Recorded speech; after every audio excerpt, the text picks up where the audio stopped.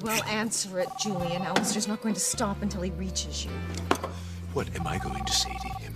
Well, it's not as if you have much of a choice. He's going to find out the wedding is off the minute his plane reaches Harmony.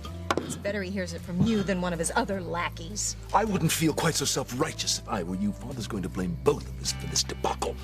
And believe you me, he won't rest until he makes us both pay in full. So you get ready to say goodbye to your deepest, darkest secrets, because whatever they are, Father will figure them out, and that's what he'll use against you.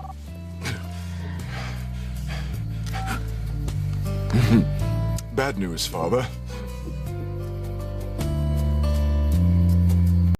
Yes, you mark my words. Whatever you've been hiding is about to be dug up and dusted off for the whole world to see. If you'll excuse me, Julian, I have some things to attend to. Not now. Father's about to descend on us like an avenging angel. I think not. You'll stay here with me. It's important, Julian. More important than figuring out how we're going to get Ethan to reverse his decision and marry Gwen? Let go of me! Oh, my, you really are afraid that Father will unearth your secret. Might as well tell me what it is. It's soon to be outed anyway. What have you been hiding from me, dear? I said let go of me, Julian. Not until you tell me what could be more important than getting Teresa out of the picture and Ethan and Gwen back together again before Father arrives. You don't need me for that, Julian. You and your father are masters at decimating relationships. Perhaps you should just hire a Teresa imposter, like you hired the Louise imposter, to lie to Sheridan about using her, thus ruining any chance of happiness she may have ever had with Louise. Could be onto something. And if I were you, I wouldn't be so smug about my secrets when the nasty ones that you and your father have hatched are bound to come out someday.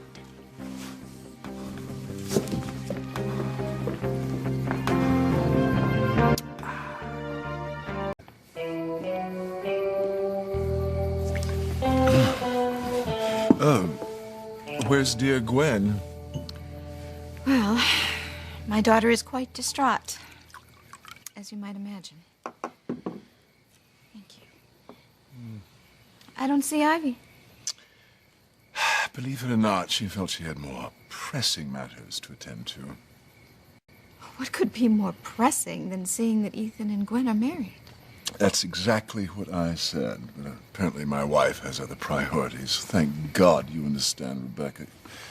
You know, I've always felt that we thought alike. It's a shame you didn't marry me instead of Ivy. Don't think I haven't wished I had almost every day of my life. Not that I had any choice in the matter. Father chose Ivy for me. Yeah. Makes sense. She was the governor's daughter. Yes. Alistair felt that her father's political connections were extremely valuable to Crane Industries at the time. Business is business. You see, that's what I mean. We both understand that certain things must be the way they are no matter what. Believe it, Ivy is still resistant to the notion that the best marriages are arranged for the mutual financial benefit of those concerned. Isn't she a little old to believe in romance? So you would think. She's not like us. In fact, I feel more estranged from her now than I have in all the years of our marriage. Is that so? Yes, for some time now, I have reason to believe she's keeping a secret from me. No. Not an affair. Oh, no, I don't think so.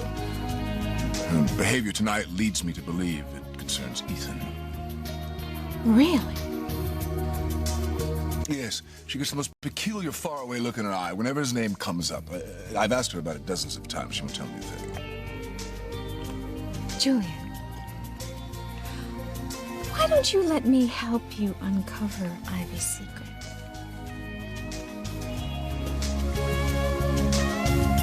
You do that? Of course. It might help explain why Ethan broke up with Gwen. And if that's so, Ivy will be very, very sorry.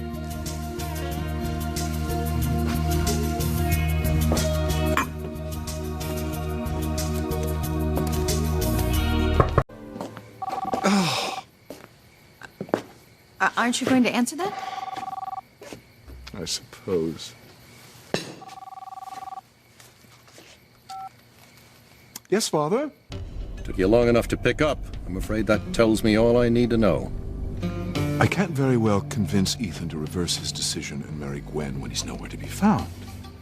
Oh, for God's sake, don't tell me you've lost him now. I'm sure he's around here somewhere. This gets worse by the minute. You've always been a total incompetent, Julian, but this takes the bloody cake. If you just calm down for a moment. Calm down. Not very likely in your proximity. Oh, so I take it you're on your way to the house? Changed my mind. And you're lucky I have. If I were to lay eyes on you right now, I'd be arrested for manslaughter. I'm warning you, Julian, fix this mess, or you'll wish I had killed you. Tell the driver to head back to the airport. Then notify the tower that we need immediate clearance for takeoff. We only just got here. I said now, Heather. I gather your father's not pleased. That would be a monumental understatement. Then we'll have to get this wedding back on track. I just wish we knew where Ethan was. Well, no doubt he's looking for Teresa. I hope to God she took me up on my offer to leave the country. It's a once-in-a-lifetime opportunity. I'll call the airport and check. I also want to make sure they took a name off the computer passenger manifest like I told them to. Ah, yes, we can't afford the possibility that he could actually track her down there. Done. Ms. Lopez Fitzgerald is on a flight out of the country as we speak. Hallelujah. Even better, in a moment or two, there'll be no record of Teresa having been anywhere near the Harmony Airport.